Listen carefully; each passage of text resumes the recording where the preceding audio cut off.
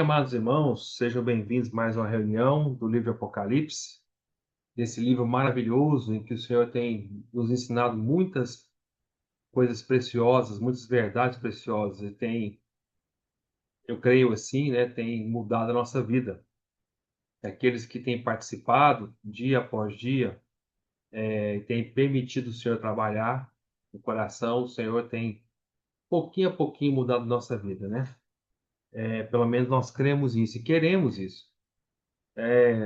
Nós não queremos aqui uma transmissão de ensinamento de uma cabeça para outra, né? Isso não produz em nada. O que nós queremos, e o Senhor espera de nós, é que haja espírito e vida, que o Senhor possa falar conosco. Irmãos, vamos desfrutar. Nós estamos nessa mensagem de hoje é a mensagem de número 88, desde que nós começamos lá no capítulo 1, e nós estamos fazendo uma retrospectiva das sete igrejas, de Apocalipse 2 e 3, mas essa retrospectiva estamos fazendo uma recapitulação, mas baseados nas parábolas de Mateus 13. E o tema dessa mensagem de hoje é a parábola da rede e a igreja em Laodiceia. Ou seja, é a última parábola que o Senhor falou das parábolas de Mateus 13, também chamada parábolas dos mistérios do reino, né? Muito bem. Na mensagem anterior, os irmãos, espero que os irmãos tenham ouvido, e eu, mais uma vez aqui, encorajo fortemente você, irmão e irmã, se não ouviu a mensagem anterior, você precisa ouvir, porque é uma mensagem muito preciosa, porque fala da pérola preciosa. E antes de nós entrarmos na mensagem de hoje, que é a última mensagem, da última parábola, das sete parábolas de Mateus 13, que nos mostra a igreja em Laodiceia, eu quero ainda um pouquinho, desfrutar um pouquinho ainda, recapitular um pouquinho da mensagem anterior, que é a parábola da pérola. Então, claro que eu não vou recapitular toda a mensagem, eu quero tocar só alguns pontos.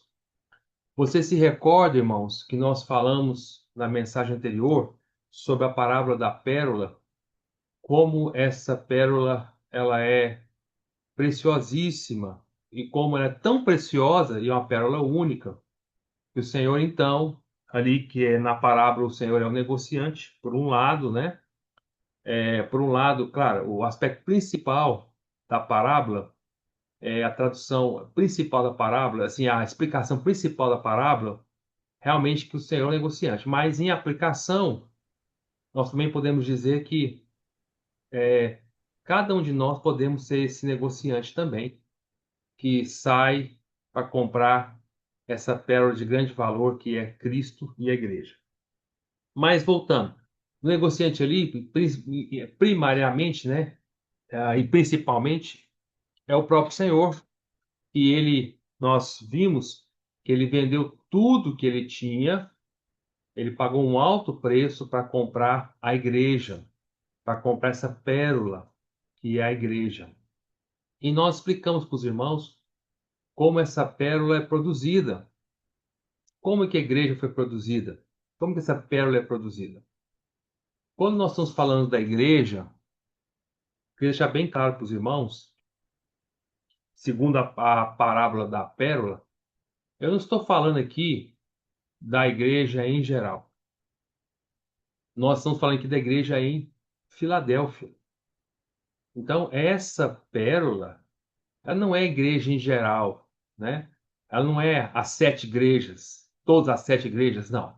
Ela é uma igreja específica dentre as sete igrejas. É a igreja em Filadélfia. Então, é uma pérola, aos olhos do Senhor. Preciosíssimo.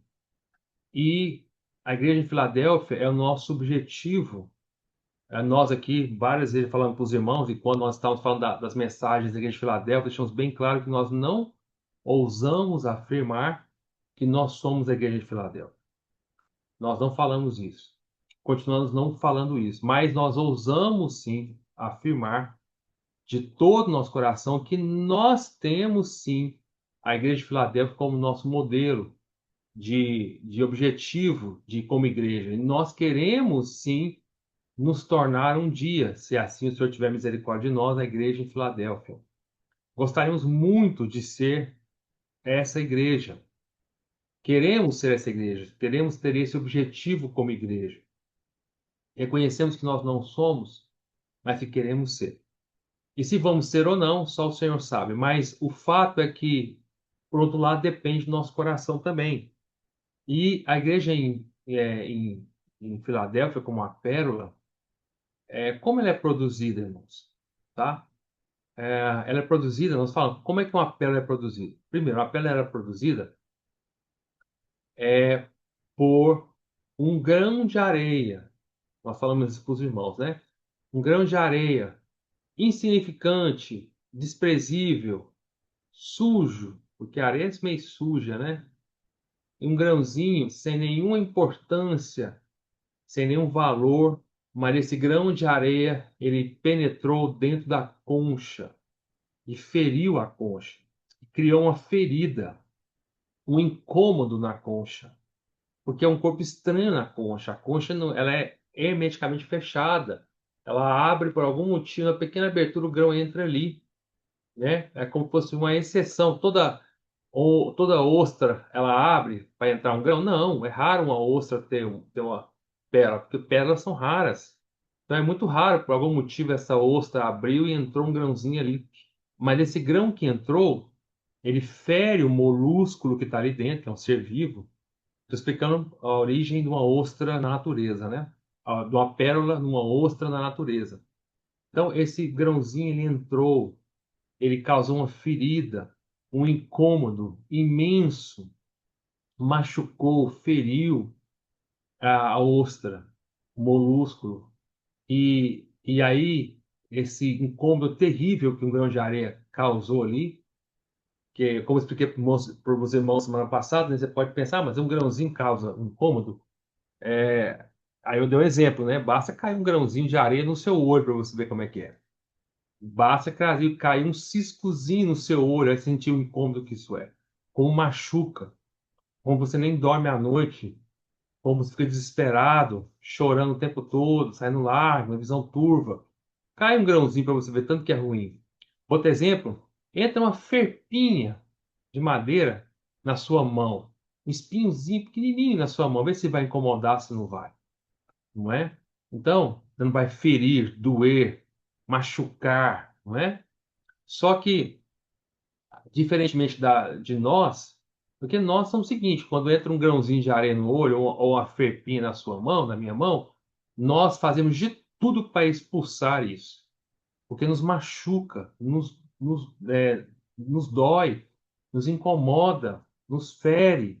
E nós não queremos aceitar essa ferida, esse incômodo. Então, nós fazemos de tudo para expulsar, retirar essa felpa o mais rápido possível, procurar um oftalmologista para tirar esse grão de areia do olho o mais rápido possível, ou lavar, tentando nós mesmos tirarmos. Mas isso é o que nós fazemos. Mas a ostra, não. Ela é diferente. Aquele grãozinho que entrou, em vez dela expulsar aquele grãozinho, ela vai secretando a sua própria natureza, a sua própria substância, a sua própria constituição, que é a madre pérola, né? Que é o que é feita a pérola, né? Madre quer dizer mãe, pérola, pérola. Então, madre pérola é a própria substância que a ostra mãe começa a secretar em volta daquele grão de areia. E aí, aquele grão continuando ali na ferida o tempo todo, e dentro da ostra o tempo todo, não sai da ostra e não sai da ferida da ostra, aquele grão vai sendo secretado, secretado, secretado, e aquilo vai sendo transformado numa pérola de grande valor. Então, isso aqui, como é produzido uma pérola na natureza. Agora, da mesma forma, irmãos, como é produzida uma pérola a igreja em Laodiceia, ou perdão, a igreja em Filadélfia. Como é produzido essa pérola de grande valor, que ela é tão preciosa que o Senhor está disposto a vender tudo por ela. Essa pérola é produzida quando, quando os irmãos da igreja em Laodiceia, perdão, em Filadélfia, quando esses irmãos, eles permanecem, eles ao ferir Cristo, porque cada um de nós, na verdade, antes de crermos no Senhor, por causa dos nossos pecados, nós ferimos o Senhor. Cada um de nós, cada pecado nosso, segundo está descrito em Isaías 53, nossos pecados é que moeram o Senhor. Os nossos pecados é que transpassaram o Senhor. Os nossos pecados que feriram. Foi moído. Lá fala que o Senhor, que é essa ostra, que é esse molusco, na comparação, o Senhor foi moído pelas nossas iniquidades. O Senhor foi moído pelos nossos pecados. O Senhor, ele foi ferido, transpassado, transfixado por nós. Cada um daqueles nossos pecados era pior do que aqueles cravos que foram cravados nas mãos e nos pés do Senhor. Era pior do que as chibatadas que laceraram o corpo do Senhor. Era pior do que era pior do que os espinhos da coroa que feriram o couro cabeludo do Senhor. Os nossos pecados, eles feriram o Senhor por inteiro. Por inteiro, irmãos. Cada pecado nosso, ele feriu o molusco, que é o Senhor, de uma maneira total. Você sabia disso? O Senhor foi ferido não só no seu corpo físico, o Senhor foi ferido pelos nossos pecados no seu ser tripartido. Ou seja, o Senhor foi ferido pelos nossos pecados no corpo dele, na alma dele e no espírito dele. Você sabia disso? Quando fala que a nossa iniquidade caiu sobre ele, o castigo que estava sobre nós caiu sobre ele. Quando fala isso, lá em Isaías 53, quer dizer que o Senhor foi totalmente é, é, ferido por nós. Então não pense, amado irmão e amada irmã, que você é um grãozinho, só um grãozinho insignificante que só dá uma cutucadinha no Senhor. Não, não. Quando nós entramos para dentro do Senhor, na cruz, porque você sabe que na cruz, quando o Senhor morreu, ali nós fomos identificados com o Senhor. Ali o Senhor morreu, mas quem estava morrendo ali éramos nós no Senhor. Toda a humanidade, todos os pecadores estavam morrendo no Senhor. O pecado da humanidade estava sendo tratado no Senhor ali. Eu e você morremos com Ele. Ou seja, quer dizer que nós fomos essas grãozinhos de areia que entramos dentro da ossa, ou seja, nós entramos ali no Senhor na cruz e ferimos o Senhor absolutamente e totalmente. Vou explicar melhor. Na parte, por que o Senhor foi crucificado, foi furado nas mãos e foi transfixado pelos pregos nos pés? Sabe por quê? Porque aquelas mãos, não as mãos do Senhor, é claro, mas aquelas mãos que estavam identificando com as nossas mãos, e aqueles pés do Senhor que estavam sendo identificados com os nossos pés, eram os nossos pés ali que eram usados para correr rápido para pecar. E eram nossas mãos que estavam sendo usadas para rapidamente cometer pecado e iniquidade. Como as nossas mãos são muito ágeis para pecar, e nossos pés ligeiros para fazer iniquidade e perversidade, então o Senhor foi crucificado nas suas mãos e nos seus pés. Isso fisicamente falando. E se vocês acham que eu estou inventando isso, eu não estou inventando isso não, irmãos. Aconselho vocês lerem o livro O Homem Espiritual do Otmani, volume 1, e vocês vão ver como o irmão Otmani descreve isso que eu estou falando para vocês detalhadamente. O Senhor foi crucificado na sua cabeça com uma coroa, porque a coroa que enfiou ali no couro cabelo do Senhor na cabeça é onde está a cabeça, simboliza onde está a nossa mente, que é rápida para pecar e para pensar, para cometer pecados nos nossos pensamentos. Por isso o Senhor foi transfixado do seu couro cabeludo, saiu sangue dele. A nossa boca, ela é rápida para falar mentiras e pecar e agredir. Tiago fala que a língua humana é o pior membro do nosso corpo. Com ele você pode criar destruições terríveis. No livro de Tiago fala isso da língua humana. E é nessa boca do Senhor, então a boca do Senhor que estava representando a nossa boca aí, a boca do Senhor em si era santa, mas a nossa que estava sendo identificada com a do Senhor ali, porque nós entramos nele como grão de areia. A nossa boca, representada ali na boca do Senhor, foi por isso que o Senhor foi colocado dentro da boca do Senhor uma esponja de vinagre. É como se fosse para matar mesmo a capacidade de falar. Porque aquela boca do Senhor, que era santa, mas representando a nossa, né? A nossa sim tem uma língua pecaminosa demais.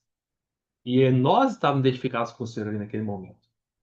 Isso é o corpo físico do Senhor.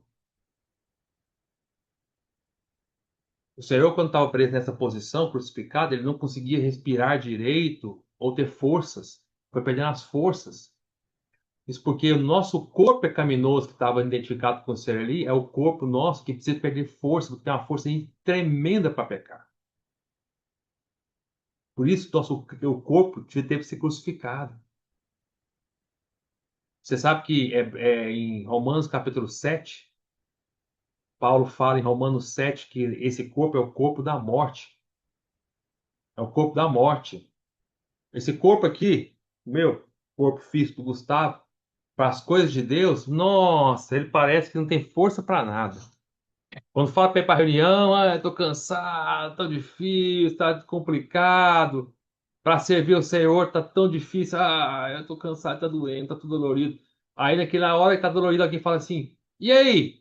Vamos pro cinema? Opa! Peraí. Aí o corpo ganha uma força espetacular, cura na hora, fica bonitinho. Fala: Opa, bora pro cinema agora. Melhora na hora, não é? Isso, por isso que em Romanos 7, Paulo chama esse corpo de o corpo desta morte. O corpo dessa morte. Por quê? Justamente por isso. Porque para as coisas do pecado, ele adquire uma força impressionante.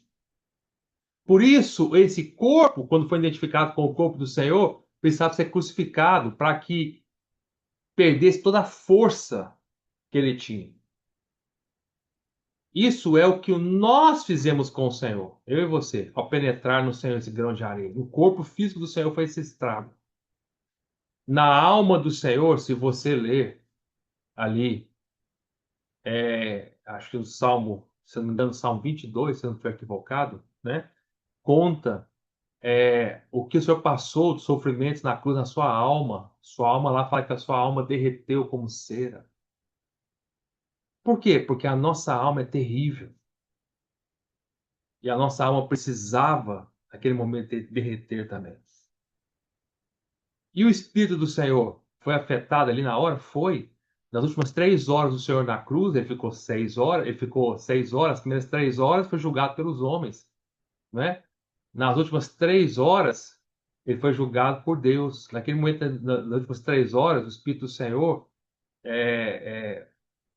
foi totalmente, caiu trevas ali, que o Senhor não podia ter mais comunhão com o Pai.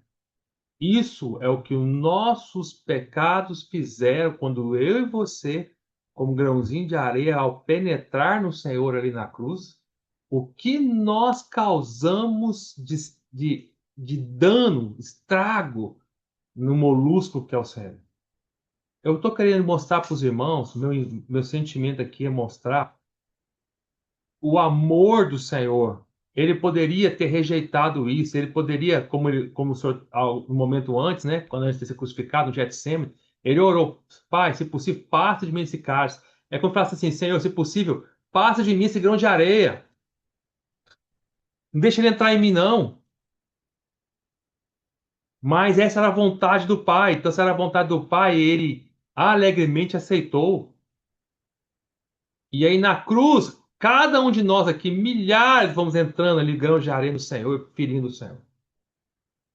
Em todo o ser do Senhor, no seu corpo físico, na sua alma e no seu espírito. Por causa de nós, ele perdeu 3 horas de comunhão no espírito com o Pai. Isso foi o pior de tudo do Senhor. Para quem vive na comunhão com o Pai como ele vivia, 24 horas por dia, para alguém como o Senhor que respirava o Pai, que é o alimento do Senhor era o Pai, era a vontade do Pai. que a comida e a bebida do Senhor era fazer a vontade do Pai, que ele só falava o que ele ouvia do Pai, só fazia o que o Pai queria que ele fizesse, ficar 3 horas sem o Pai o abandonou. Deus meu, por que me desamparaste? Na hora que mais precisa, você é desamparado? Foi isso que o Senhor passou por causa de cada um de nós, como grão de areia que penetrou no Senhor. Então, irmãos, eu quero mostrar para os irmãos, e ainda de maneira muito difícil de mostrar, né, de maneira muito defeituosa, né, imprópria, ainda muito pequena, que eu não consigo mostrar todo o amor do Senhor, impossível, mas só para mostrar para os irmãos quanto o Senhor nos amou quando Ele aceitou com que cada um de nós aqui penetrasse nele, ali dentro da ferida de Cristo na cruz. E o Senhor não nos rejeitou, Ele não nos expulsou, Ele se identificou conosco e fomos identificados com Ele na cruz. E aí o Senhor morreu por esse grãozinho de areia que matou, foi tão forte esse grão de areia que matou o Senhor, transfixou o Senhor. Irmão, irmã, você e eu fizemos isso, matamos o Senhor. Os nossos pecados fizeram isso, matamos ele. Mas foi essa morte que fez com que o Senhor, na ressurreição, liberasse a sua vida, a madrepérola, a sua natureza de ostra santa que ele começou na ressurreição, agora cobrir cada um do grãozinho que feriu ele na cruz. E o Senhor, como Espírito, na ressurreição, entrou para dentro de nós entramos para dentro dele, e ele começou agora a trabalhar em nós. A natureza maravilhosa dele, com o fim de fazer com que cada um de nós nos tornemos um dia uma pérola de grande valor. Isso que Efésios 5 fala, ele morreu pela igreja a fim de apresentar ela como igreja gloriosa, sem ruga, sem marca ou coisa semelhante. Uma pérola gloriosa. E ele vai mostrar para o universo inteiro o que ele fez, o que ele exclusivamente fez, o que ele fez. A obra que ele começou, ele há de findar. Ele vai mostrar para o universo inteiro o, a obra maravilhosa que ele fez de um grão de areia, ele transformou numa pérola preciosa, de alto valor. E as portas da Nova Jerusalém, cada uma das 12 portas terão uma pérola por toda a eternidade. Mas isso o Senhor vai fazer com toda a sua igreja. É verdade, com todos os seus filhos. Mas hoje o Senhor já está fazendo isso com uma igreja específica. A igreja em Filadélfia. É a única das 7 igrejas que hoje realmente tem essa experiência de ser transformada numa pérola. Por isso o Senhor ama tanto a igreja em Filadélfia. Irmãos, o que a igreja de Filadélfia tem de tão especial? Nós falamos, né, semana passada, para transformar-se numa pérola. Agora, nós falamos, eu não vou repetir todos aqueles itens, mas o que eu quero mostrar para os irmãos, o que eu não falei semana passada, eu quero falar agora, mas de uma maneira diferente, para que os irmãos entendam. O que a igreja de Filadélfia tem de tão especial é que ela é composta de irmãos e irmãs que eles permanecem o tempo todo na ferida de Cristo. Ou seja, eles foram crucificados com o Senhor e eles levam a vida de cruz. Eles não saem da cruz, eles deixam a cruz trabalhar neles. Eles morrem dia após dia por Cristo e a igreja. Eles amam tanto Cristo e a igreja que eles estão dispostos a levar no seu próprio corpo o morrer de Jesus que eles mesmos produziram, né, pelo nossos pecados, para que a vida, que é a secreção da natureza da madrepérola, possa ser gerada nos irmãos. É composto de irmãos e irmãs que vivem na cruz e que vivem debaixo da obra de cruz. Ou seja, as palavras, eles tomam a cruz todos os dias e dia após dia eles morrem. Isso é que produz uma pérola. Irmão, irmã, eu sei que é lindo falar disso de pérola, né? Em teoria, doutrinariamente falando, é lindo, maravilhoso, mas na prática só vai ser. Na prática, na verdade, é mais maravilhoso do que falar. Só que é um preço a se pagar. Qual é o preço? É o preço de estar disposto a permanecer na cruz de Cristo, na ferida do Senhor. A pérola só é produzida se ela continuar dentro da concha da ostra, no lugar em que ela feriu a ostra. Irmãos e irmãs, se nós um dia vamos nos tornar a igreja em Filadélfia, se nós vamos tornar algo precioso para o Senhor, que é uma pérola, depende de nossa atitude hoje de falar: Senhor, eu quero permanecer no lugar onde eu te feri. Eu quero permanecer na tua ferida. Eu quero permanecer na cruz. Eu quero ter uma vida de negar a mim mesmo, dia após dia. Quer ver? Vou dar alguns exemplos para os irmãos, né? Vamos ler lá em 2 Coríntios, capítulo 4. Abram, por favor, tá? 2 Coríntios, capítulo 4. Diz assim, no versículo 7. Aqui é Paulo contando a história dele, né? E de alguns dos cooperadores que estavam junto com ele, né? Cooperadores de Deus estavam junto com ele. Ele mostrando como que Paulo se tornou a pérola, né? Um grande valor. Ele fala assim, ó. Temos, porém, no versículo 7, no Coríntios capítulo 4, versículo 7. Temos, porém, este tesouro. Que tesouro? É Cristo. Em vasos de barro, para que a excelência do poder seja de Deus e não de nós. Em tudo somos atribulados, ou seja, é cruz. Ser atribulado é morrer. Você gosta de ser atribulado? Você acha bom passar por tribulação? Mas vamos continuar. Porém, não angustiados. Em tudo somos perplexos. Perplexos continua em tudo ali, né? No início do versículo, em tudo. Em tudo. Não é? Paulo fala assim: olha, nós passamos por tribulação em algumas coisas da nossa vida, não. Ele fala assim: em tudo que nós fazemos é tribulação. É tudo. Acordou de manhã até a hora de dormir à noite, é tribulação sem parar. Mas não estamos angustiados. Perplexo, fica perplexa a atitude das pessoas. Desde manhã que acordam, tudo tão perplexo, não é possível. A atitude dos irmãos da igreja, eles morrendo pelos irmãos, morrendo pela igreja, os irmãos estão nem aí. Mas eles continuaram perplexos, porém não desanimados. Ficaram perplexos, meu Deus, não é possível, mas não desanimados. Perseguidos em tudo, eles eram perseguidos. Era perseguição uma atrás da outra. Mas eles não estavam desamparados, o Senhor estava com eles. Em tudo eles eram abatidos, era abatido o tempo todo.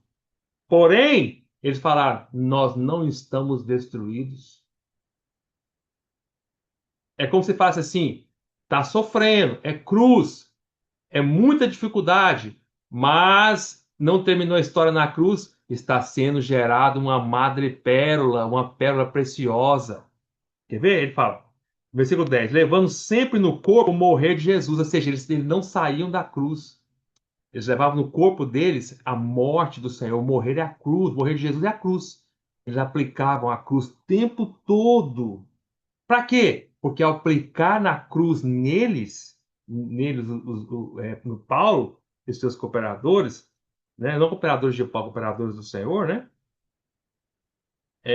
Para que também a sua vida, a vida do Senhor, se manifeste no nosso corpo. Ou seja, eles levavam a cruz para que o Senhor pudesse então responder essa permanência na cruz, botando madrepérola neles, ou seja, a vida do Senhor, da ostra, cobrindo eles com a ostra, com a vida de preciosidade. Olha José do Egito, exemplo do Velho Testamento.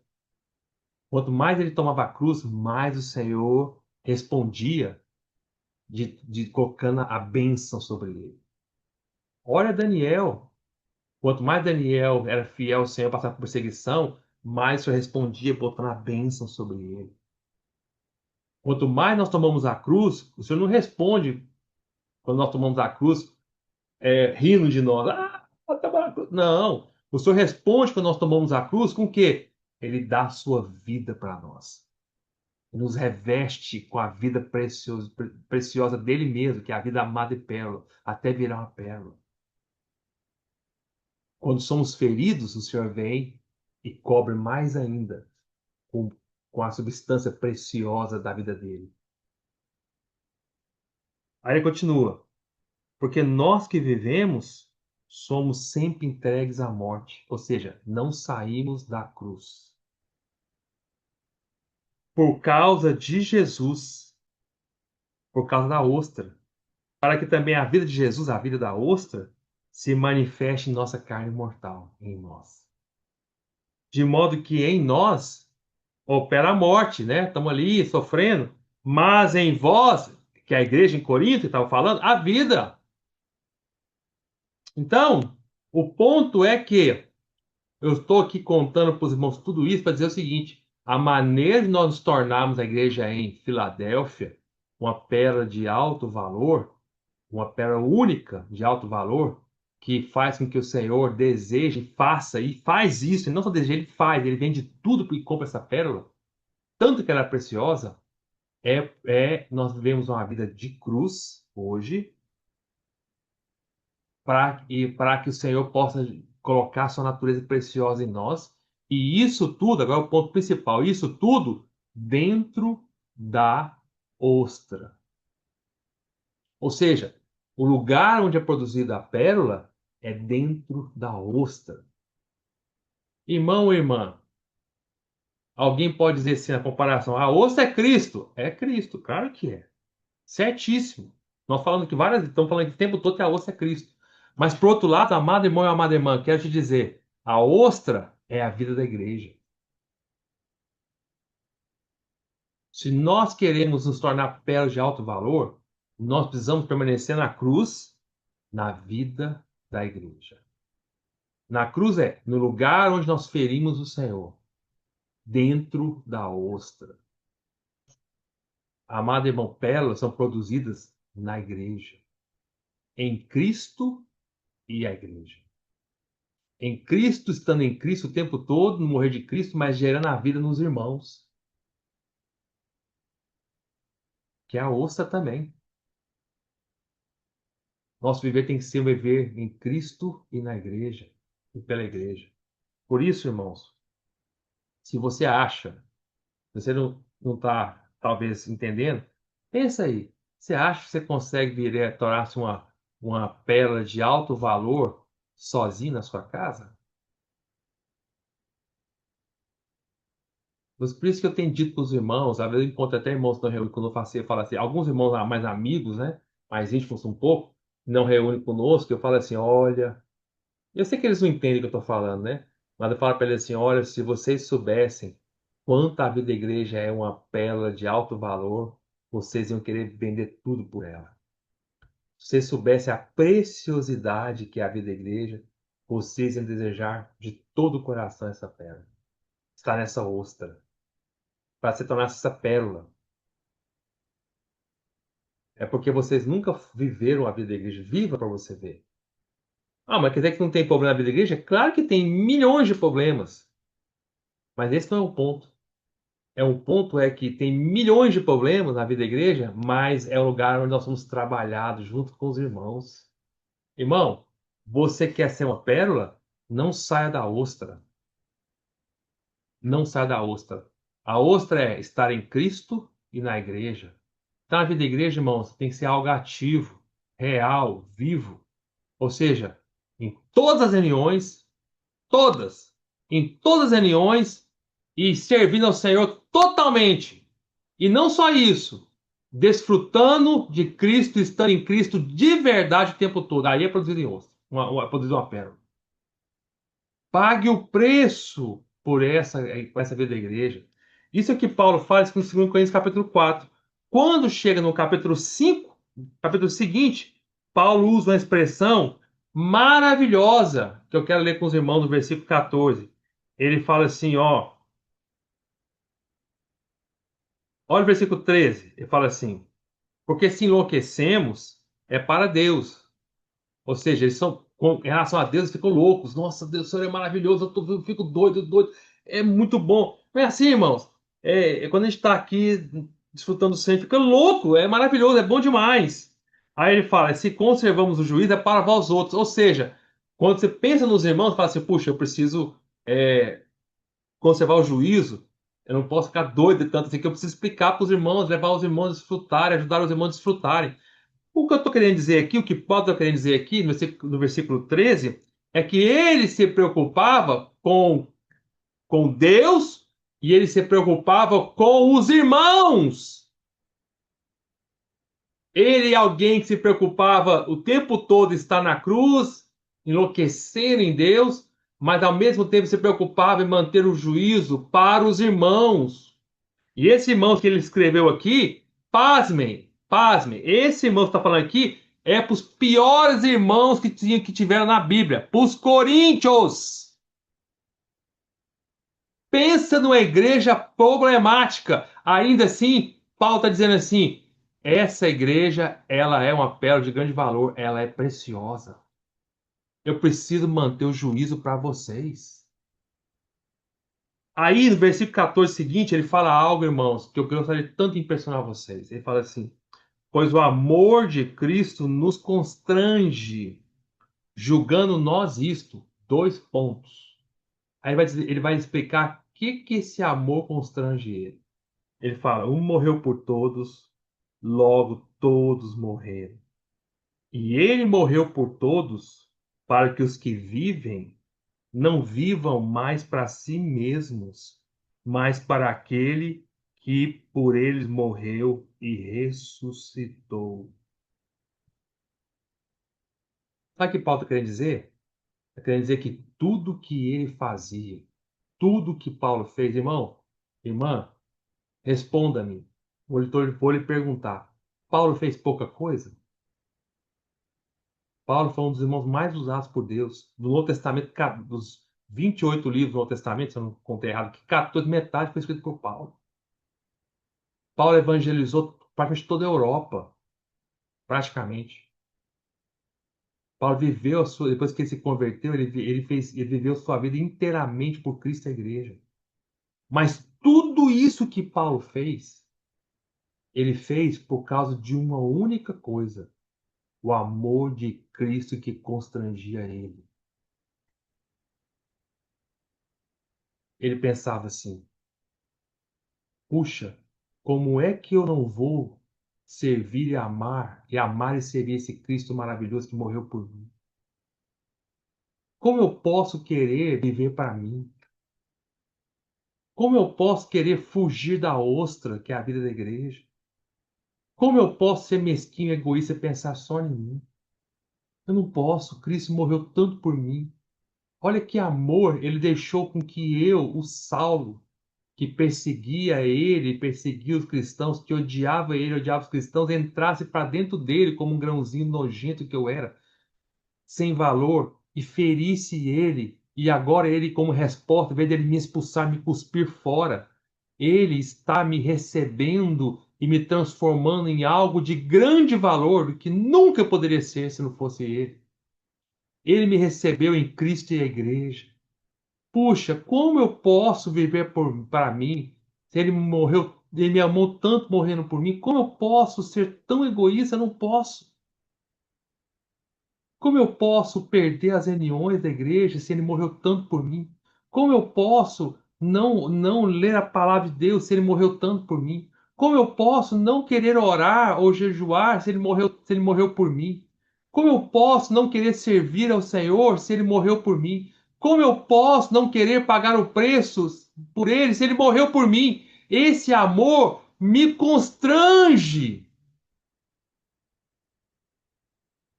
A motivação de Paulo, a força motriz que empurrava ele, que fazia ele levantar, que fazia com que ele falou no capítulo 4 que ele era toda hora atribulado, toda hora perplexo, toda hora perseguido, toda hora abatido, mas ele não desistia por quê? Porque tinha um amor imenso,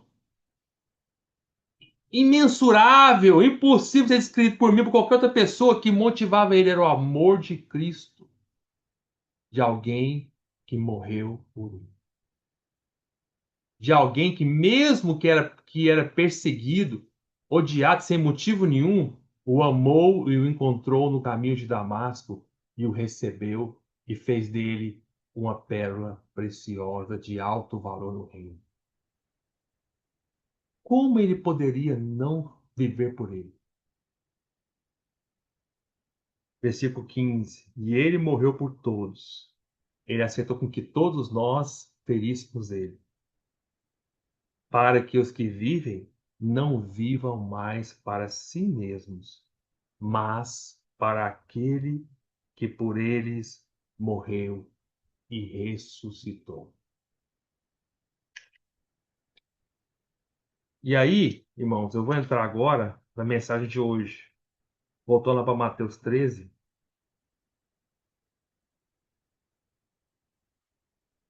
Com isso eu concluo que eu queria compartilhar com os irmãos sobre a palavra da pérola. Então, irmãos, se nós queremos ser uma pérola, a igreja em Filadélfia, aprendamos, como a igreja em Filadélfia, a amar uns aos outros, amar o Senhor, viver por Cristo e a igreja,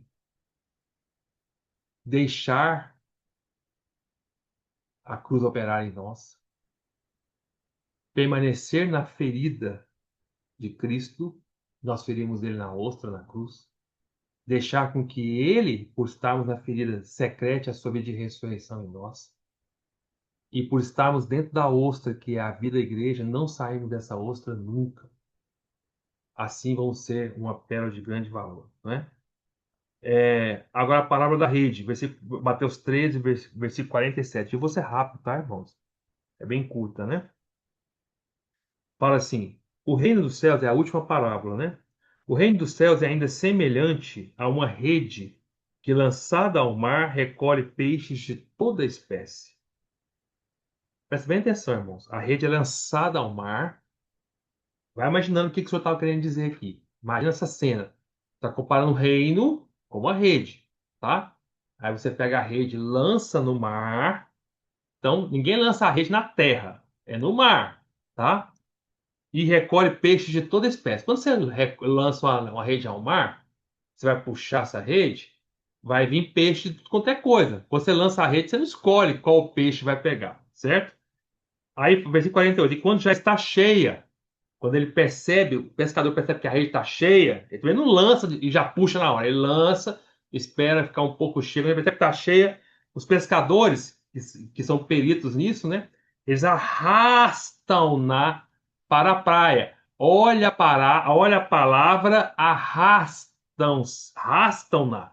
É um arrastão, tá? Então, esse tipo de pescaria aqui, que o senhor está se referindo, é uma rede de arrastão. Você já viu pescaria com peixe, com pesca de rede de arrastão? Não é, aqui não é um pescador que ele está dentro do barco e ele lança a rede, a tarrafa, né? Lança a tarrafa, aí ele espera um pouquinho, ele puxa para dentro do barco. Não, não é esse tipo de rede que o senhor está falando aqui.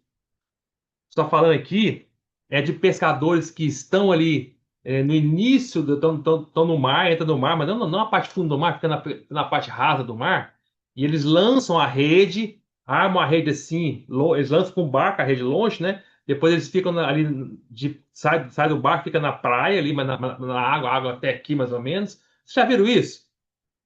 Arrastão na praia? É muito comum isso em praia, né? Não sei se vocês já viram isso. E aí, o que eles fazem? Eles ficam ali, esperam encher um tempo, quando encher, eles começam a puxar a rede para praia. Aí eles começam a sair do mar andando Isso não estão nem de barco, não. Estão andando e vão puxando para dentro da praia. E na praia vão puxando, puxando, puxando. Vai fazer uma rede de arrastão. Por isso que a palavra aqui é os pescadores arrastam lá, tá? É diferente de você jogar de tarrafa, tá no barco, joga lá e puxa para dentro do barco. Não. Eles vão arrastar para a praia. Vocês estão entendendo? Isso é muito importante, tá? E aí estão arrastando para a praia e assentados. Aí quando chega na praia, não sei se vocês já viram isso, é muito legal ver arrastão em praia, né? Quando estão assentados ali, ele começa a escolher estou vendo agora o versículo 48. Escolhe os bons, os peixes bons para os cestos, e os ruins deitam fora. Deitam fora onde? Joga ali na praia mesmo. Deixa ali, tá? Aí você vai explicar a parábola. Assim será na consumação do século. Então, quando for na época da volta do Senhor, sairão os anjos. Quem são os anjos aqui? Os anjos são os pescadores, tá? Você está explicando que a consumação do século vai ser quando a volta do Senhor vai ser como um arrastão, tá? Um arrastão, uma rede de arrasto. E assim vai ser a consumação do século. Sairão os anjos e separarão os maus dentre os justos, não é? E os lançarão, os maus, e os lançarão na fornalha acesa, e ali haverá choro e ranger de dentes. Então, irmãos, antes de eu começar a explicar aqui, eu vou ser rápido, eu quero deixar bem claro para os irmãos que aqui, irmãos, existe realmente, tá? Várias explicações para essa parábola aqui, tá? E eu acho que ninguém pode ser dogmático, não digo dogmático assim, falar é assim dessa maneira. Eu acho que não é possível, tá? Pelo menos eu penso que não é possível ser dogmático com explicação de exatamente o que quer dizer isso aqui. Aparece muito óbvio aqui, né? Mas eu vou explicar para os irmãos. Por exemplo, há irmãos, por exemplo, como o irmão Lee, que acredita que essa palavra da rede está se referindo, por exemplo, ali em Mateus 25, quando o Senhor, quando ele estabelecer o tribunal, o trono de julgamento em Jerusalém, e você separar os cabritos das ovelhas, tá? E ali você vai pegar. Os cabritos ficam pro lado esquerdo, as ovelhas pro lado direito. Eu não vou entrar nisso aqui agora não, tá, irmãos? Estou só explicando rápido para os irmãos. Isso aí eu vou entrar depois lá na frente para os irmãos, tá? Essa história de Mateus 25, cabritos e ovelhas, isso vai ser bem explicado na frente. Não se preocupe com isso agora. Estou só explicando que há interpretações diferentes para isso, tá? E aí, então, o irmão Lee, por exemplo, acha, um estudioso da palavra, né? Ele acha que está se referindo a isso. Ou seja, essa rede está se referindo aos incrédulos, tá? Isso é uma explicação, tá? Eu não vou entrar aqui prós e contras, né? E já outros, e há vários irmãos, e outros vários, inclusive vários estudiosos da palavra, já dizem diferente. E eu sou mais tendenciado aos outros, não ao que o irmão lhe fala, sendo sincero com vocês. Mas não importa, eu quero entrar com os irmãos que não é esse ponto, mas só para explicar. A maioria dos irmãos creem que, muitos estudiosos, Darby e vários outros, né? Creem que não só o Darby, como também o Pember, vários irmãos do passado, creem que essa rede aqui já é a rede do é o Evangelho da Graça mesmo. Ao longo desde que a igreja surgiu lá em, em Atos, capítulo 2, Pentecostes, né, até os dias de hoje, o Evangelho tem sido uma rede que tem sido lançada, não é? E quando você lança o Evangelho, pessoas aceitam o Senhor. E pessoas de fato aceitam verdadeiramente o Senhor, e entra pessoas falsas também, são os peixes ruins, tá? Então, ou seja, o que está falando aqui, para a maioria dos irmãos, creem que essa explicação da parábola da rede é muito semelhante à explicação da parábola do joio. E aí ficam os peixes bons, né? E os maus ficam ali na rede até a época da praia. Quando é a época da praia é a época da consumação do século, quando você vem para julgar. Isso separa o joio do trigo, tá? Faz separar os peixes bons dos ruins. Então, o detalhe, assim, a explicação tem esses dois lados da explicação. E no fundo, irmãos, minha intenção hoje com os irmãos aqui não é entrar em nenhuma explicação nenhuma nem outra, mas eu sou mais tendenciado a achar essa explicação, que essa rede é o Evangelho da Graça, tá? E o mar? O que é o mar? O mar é o mundo, né? Nós sabemos, já explicamos várias vezes aqui, o mar é o mundo. E o Evangelho foi lançado no mundo, tá? E no mundo, que é o mar, vai pegar tudo quanto é de pessoas. Pessoas vão ouvir o evangelho. Você acha que todo mundo que ouviu o evangelho realmente aceitou o Senhor de verdade? Creio que não. O Senhor mesmo disse na parábola do joio e do trigo, né? Há os verdadeiros crentes, que é o trigo, e há os falsos, que é o joio, que caíram na mesma rede. E um dia vai ser puxar todo mundo para a praia. O que vai ser? Que é essa praia? Essa praia aí já muda a opinião, né? Essa praia, quando o senhor puxar, né, vai ser o julgamento não ali, segundo o irmão ali fala, Mateus 25, tribunal em Jerusalém, vai ser o tribunal de Cristo, né? Quer dizer, não o tribunal de Cristo necessariamente, o tribunal do Senhor, onde você vai julgar de uma maneira ou de outra, vai julgar na consumação do século, vai julgar o tribunal de Cristo. Os crentes no tribunal é, ali dos que já morreram, né? Vai ser o tribunal do Trono Branco, tá? E se for entre nações, como o irmão Lee fala, vai ser o tribunal de Jerusalém. O ponto é que vai ter uma separação, tá, irmãos? E vai ter um tribunal. Esse tribunal, quando vai vir os anjos, vai separar, tá?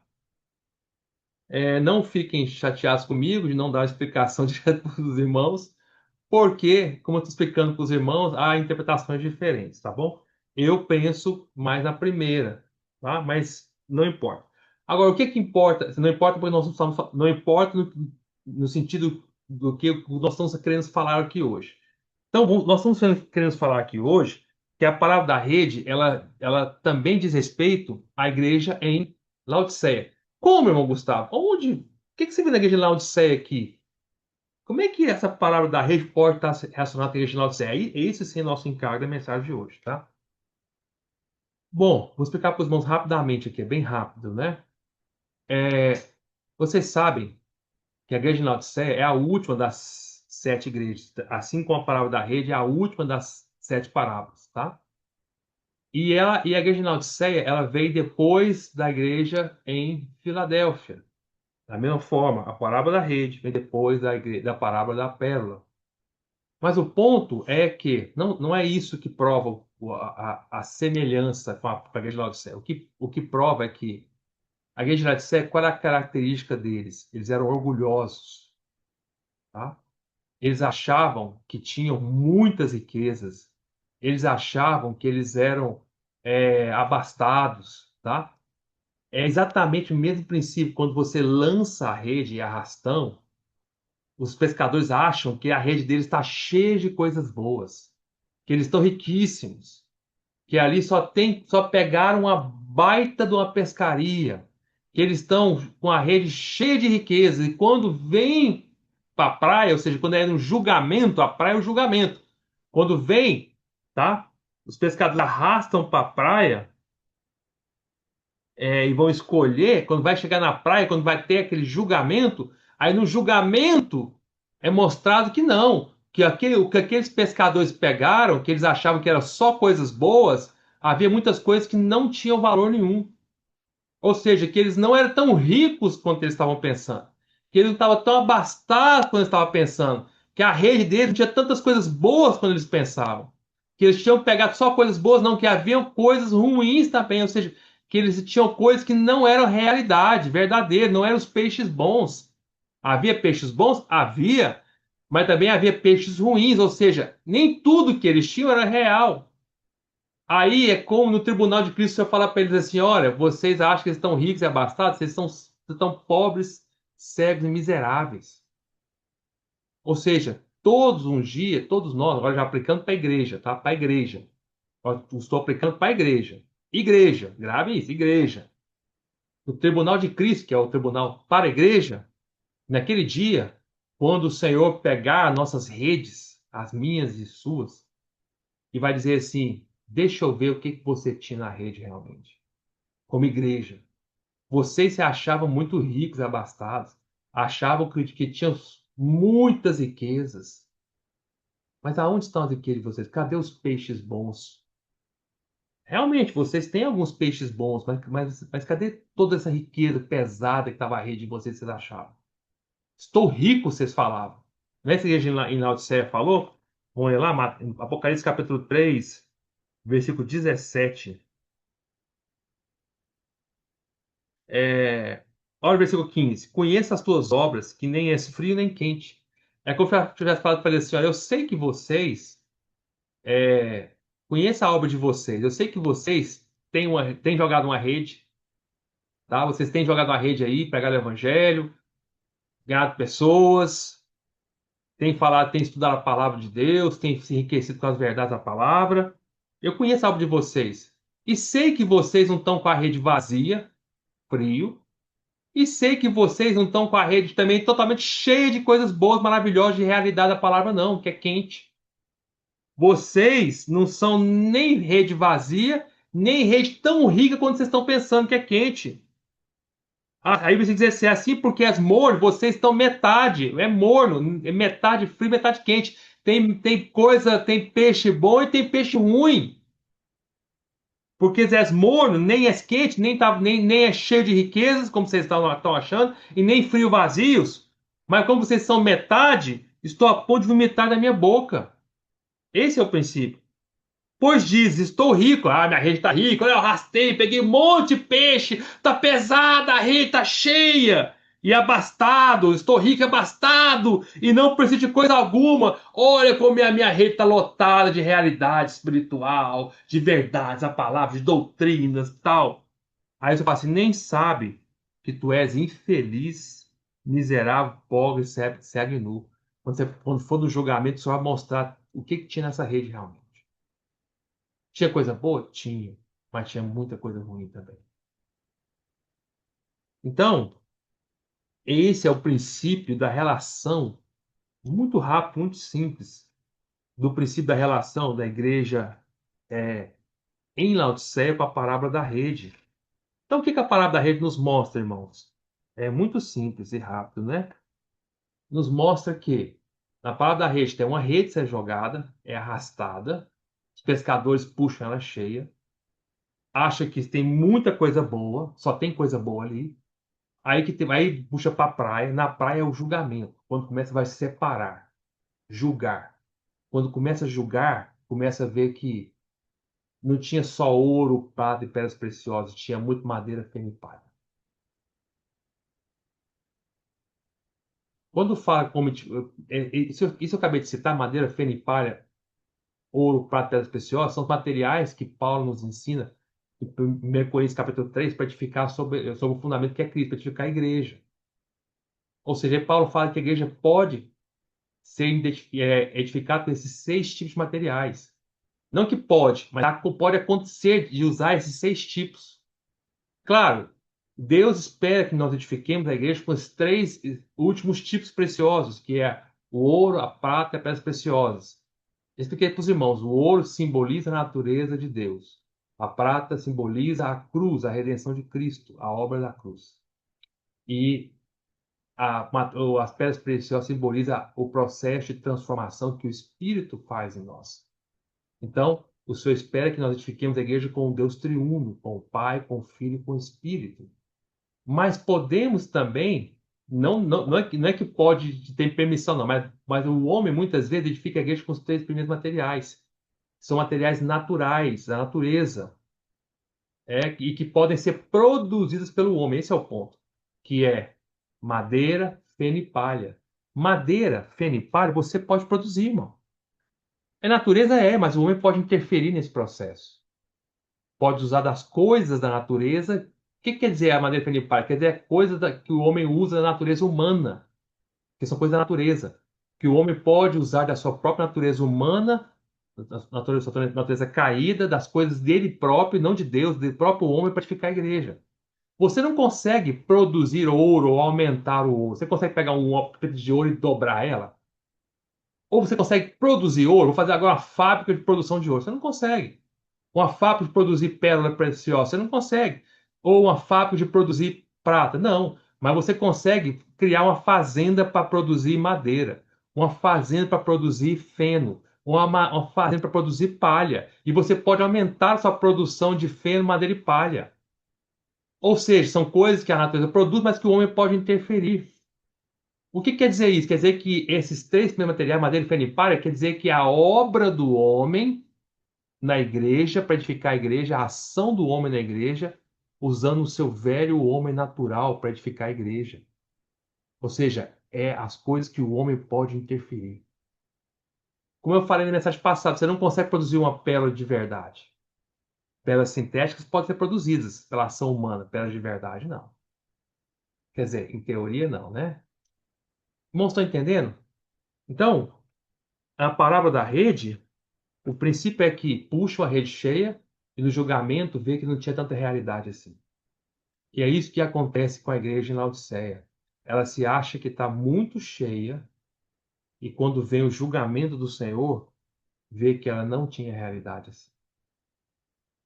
Sabe, irmãos, tudo que diz respeito a Cristo na Bíblia, se você, na Bíblia existe duas linhas, tá? É a linha das verdades objetivas que simbolizam Cristo, tá?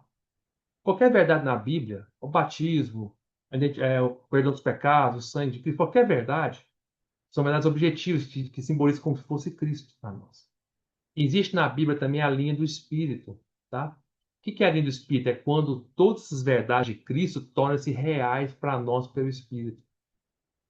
Por exemplo, é um fato que Cristo morreu por mim? É. Mas quem aplica isso no meu dia a dia, na segunda-feira, na terça-feira, na quarta-feira? É o Espírito. Quando eu estou ali passando por uma tribulação, por uma dificuldade, e eu tomo a cruz ali, é o Espírito que está pegando essa verdade da cruz, que é Cristo, e tornando-se real para mim. Essas duas linhas têm que ser equilibradas na palavra de Deus. Elas andam juntas. Tudo que é objetivo precisa se tornar subjetivo. Tudo que é externo que eu leio na Bíblia precisa se tornar minha realidade, minha vida. Ser real em mim por meio do Espírito. Eu preciso conhecer a Bíblia? Claro. Mas da mesma maneira que eu preciso conhecer a Bíblia, eu preciso viver a Bíblia. Só conhecê-la não me faz rico. Eu preciso vivê-la, tá? E para eu vivê-la é por meio do Espírito. Tudo que eu conheço a palavra de Deus é Cristo, mas só torna-se real em mim por meio do Espírito. Ou seja, o Espírito é quando traz Cristo, que está fora de mim, essas verdades, para dentro de mim. É o Espírito. Se nós não deixarmos tudo que é real de Cristo entrar para dentro de mim, para tornar-se real pelo Espírito, eu posso cair na condição de Laodiceia. Laodiceia fez isso. Ela tinha tantas verdades da palavra de Deus que ela deixou Cristo de fora. O Senhor teve que bater lá na porta do coração. Pá, pá, pá, pá, pá, pá, deixa eu entrar. Pá, pá, pá, deixa eu entrar. Ou seja, deixa eu ser real para vocês. Deixa eu penetrar no coração de vocês. Deixa eu ser a realidade de vocês. Vocês falam de mim, de muitas coisas de mim, mas na prática vocês não deixam entrar. Eu ser o Espírito em vocês. Tornar tudo o que eu falei na palavra verdadeira, verdade e realidade em vocês. Porque é o Espírito que traz a realidade. O Senhor hoje tornou-se o Espírito da realidade. Lá em João 16 fala que o Senhor é o Espírito da verdade ou da realidade. É Ele, é o Espírito que torna todas as coisas reais para nós. Mas ele tem que ser algo interior. Precisa penetrar no nosso ser, deixar Cristo entrar. O Senhor abre a porta, entra. Irmãos, estão entendendo, irmãos? Né? Já vou terminar aqui. O princípio, então, que eu quero dizer para os irmãos é que Laodiceia tinha uma rede muito cheia, achava que estava abastada, mas na prática ela não tinha realidade de muita coisa, não. Tinha algumas realidades, mas não tudo. E aí ela começou a se agabar.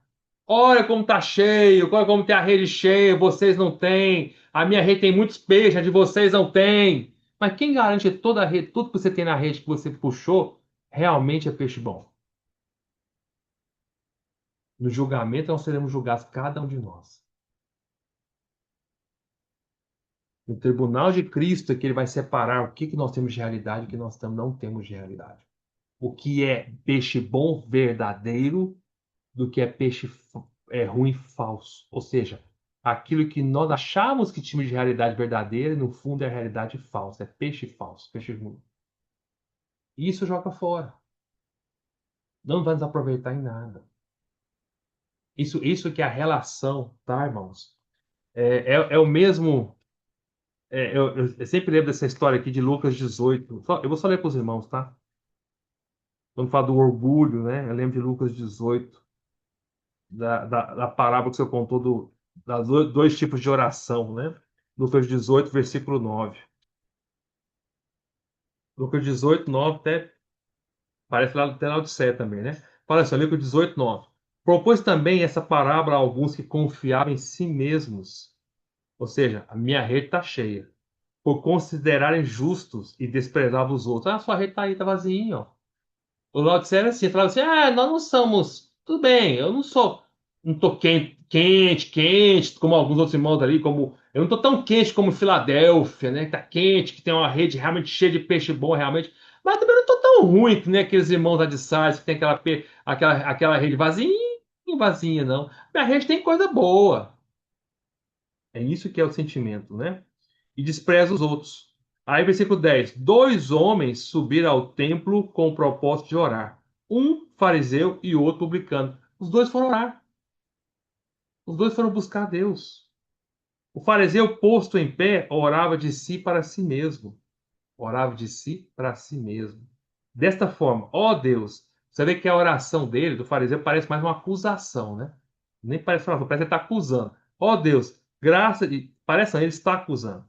Ora, Deus, graças te dou, porque não sou como os demais homens, roubadores, injustos e adúlteros, nem ainda como este publicano aqui do meu lado. Jejuo 2 vezes por semana e dou o dízimo de tudo quanto ganho. Ô irmão, pensa bem. Você querer um irmão desse pro seu lado, né? Não é? Fala, esse irmão é bom. Ó, que irmão bom. Ele não rouba, ele não é injusto, ele não adultera, ele jejua 2 vezes por semana, ele dá o dízimo certinho de tudo quanto ele ganha. Esse irmão é top. É bom demais, não é? Isso aqui é Laodiceia. O publicano, estando em pé, longe, não ousava nem ainda levantar os olhos ao céu, mas batia no peito, dizendo: Ó Deus, sê propício a mim, pecador. Como fala assim, Senhor, eu preciso de ti desesperadamente. Senhor, a minha rede está vazia. Ou está cheia de coisas ruins, eu preciso de ti, Senhor. Aí versículo 14: digo-vos que este, o pecador, desceu justificado para sua casa, né? O Senhor julgou ele e justificou ele. E não aquele, o primeiro. O Senhor julgou o outro, o fariseu, e não o justificou. Porque todo que se exalta, que diz estou rico e abastado, lá no julgamento, na consumação do século, quando puxarem a rede, será humilhado. Mas o que se humilha, o que se humilha hoje, lá na consumação do século, quando puxar a rede, será exaltado. Amém? Jesus é o Senhor.